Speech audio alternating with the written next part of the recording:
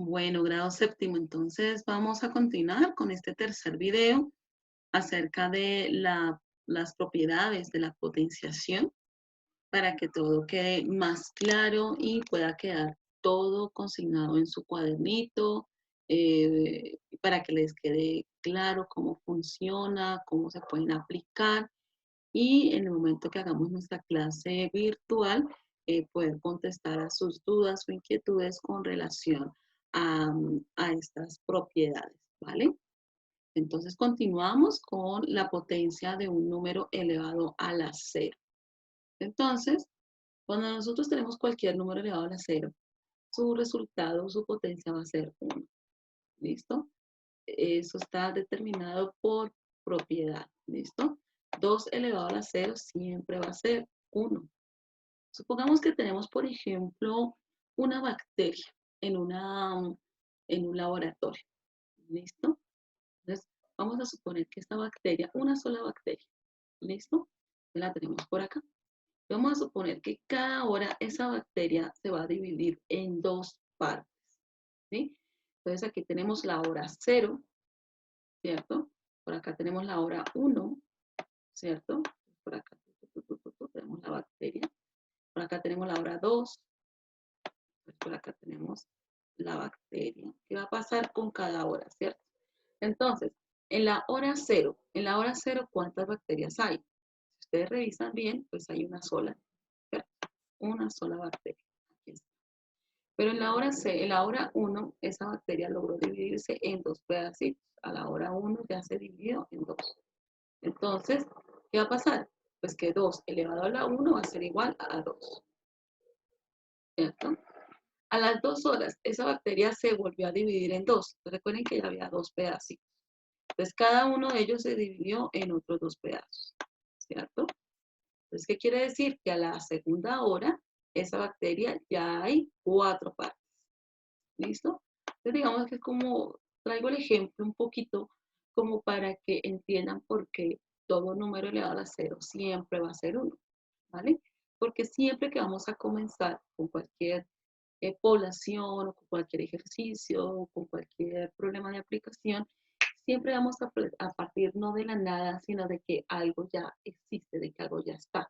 Como en el caso de las bacterias, este tipo de ejercicios de potenciación lo vemos muy aplicado, por ejemplo, a la forma como se multiplican los virus informáticos, a la forma como crece una población, ¿listo? Entonces siempre va a haber un individuo, ¿sí? En ese momento cero, siempre va a haber un individuo. Por eso, la propiedad de la potenciación es muy clara y es muy importante entenderla, aprenderla también es importantísimo para cuando tenemos números elevados a la cero. Cuando tenemos números elevados a la cero, siempre su respuesta va a ser 1, ¿vale? Para que lo tengamos súper claro. Vamos con la siguiente potencia. Potencia de un número elevado a la 1. Bien, cuando nosotros tenemos un número, vamos a seguir con el número 2. Por ejemplo, el 2, ¿cierto? Elevado a la 1. Cuando eso sucede, siempre la respuesta va a ser esta misma base. Por ejemplo, tenemos 2 elevado a la 1, pues va a ser 2. 5 elevado a la 1, la respuesta va a ser 5, ¿cierto? Entonces, ojo con esto porque a veces se confunden y escriben 1, ¿cierto? Entonces, siempre que un número está elevado a la 1, va a ser el mismo número. Recuerden que este número me está diciendo cuántas veces debo multiplicar este número, ¿cierto? 5 elevado a la 1, pues ¿cuántas veces estoy multiplicando el 5? Pues solamente una vez, por eso me queda 5, ¿cierto? Lo mismo sucede con 10 elevado a la 1, 8 elevado a la 1, 1.000.000 elevado a la 1, ¿cierto? Va a dar siempre el mismo número, para que lo tengamos claro. Vamos con la siguiente potencia, donde dice que la base es negativa, pero la potencia es par. Esta es súper chévere y es muy importante porque ustedes son unos estudiantes que ya próximamente van a empezar a ver álgebra y a veces se les olvida en álgebra esta potencia, esta propiedad. Revisemos qué es lo que quiere decir esto. Si nosotros tenemos un número, por ejemplo, vamos a seguir con el número 2. Nosotros tenemos el número 2 que está negativo y lo voy a elevar, por ejemplo, al cuadrado. la respuesta de este ejercicio me va a quedar positiva. ¿Por qué? Porque miren, recuerden que ¿qué significa este 2? Que va a multiplicar 2 veces esta base y la base está negativa. Es decir, que debo multiplicar 2 veces ese número negativo, ¿cierto? Y recuerden que menos por menos nos va a dar más, ¿cierto? Pues menos por menos da más y 2 por 2, 4. Entonces es importantísimo tenerlo como claro, que no se nos vaya a olvidar, que cuando tenemos una potencia par, cuando tenemos un exponente, o tenemos perdón, vamos a escribirlo como está acá escrito acá.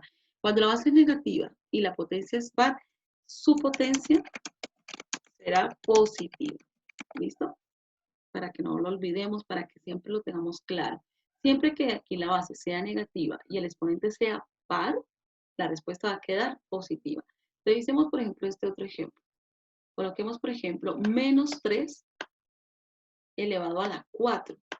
Entonces, miren, la base es negativa, pero la potencia es par. Ya sabemos que la respuesta me va a quedar positiva. 3 por 3, 9, 9 por 3, 27, 27 por 3, 81. La respuesta es 81.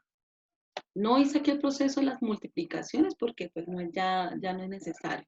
Lo hice en el ejemplo anterior para que ustedes recuerden que usando la ley de los signos, menos por menos da más. Por eso les estoy demostrando que la respuesta es positiva. ¿Vale? Entonces recordémoslo y tengámoslo súper claro. Si la base es negativa y el exponente es par, la respuesta queda positiva. Pero ¿qué sucede si la base es negativa y el exponente es impar? Entonces revisemos. En ese tipo de casos la respuesta sí va a quedar negativa. Si yo tengo menos 2 elevado a la 3 o elevado al cubo, ¿cierto? Entonces, en este caso me va a quedar negativo. ¿Por qué? Porque el exponente es impar, ¿vale? Entonces, estoy multiplicando 3 veces menos 2. Menos 2 por menos 2 me da 4. Y 4 por menos 2, eso me va a dar menos 8. ¿Listo? Entonces, importante eso. Entonces, revisemos también qué sucede, por ejemplo, si tengo menos 3 elevado a la 3 o elevado a la 5, elevado a cualquier exponente impar. Entonces, me va a quedar negativo porque al ser una base negativa y un exponente impar, la respuesta va a quedar negativa. Entonces, es, digamos, otra de las propiedades bien interesantes que tienen este tipo de operaciones. ¿Listo?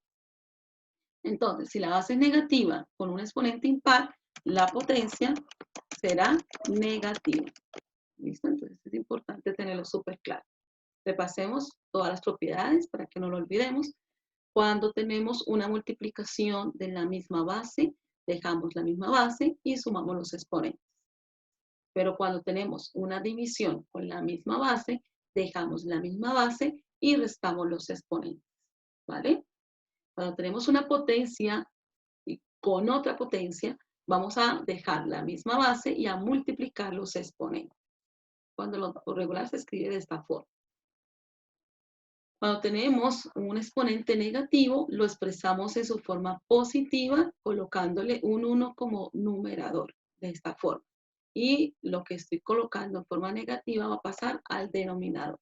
Entonces, ahí lo tenemos. Se escribe de esta forma. Siempre que tengamos una potencia negativa, hay que expresarla en su forma positiva. Pilas con eso, ¿vale? Ahora, cuando tenemos un número elevado a la 0, su potencia, su respuesta siempre será 1.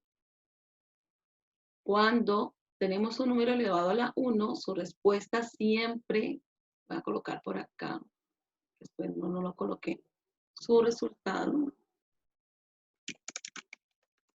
siempre será 1. Siempre, ¿listo? Siempre.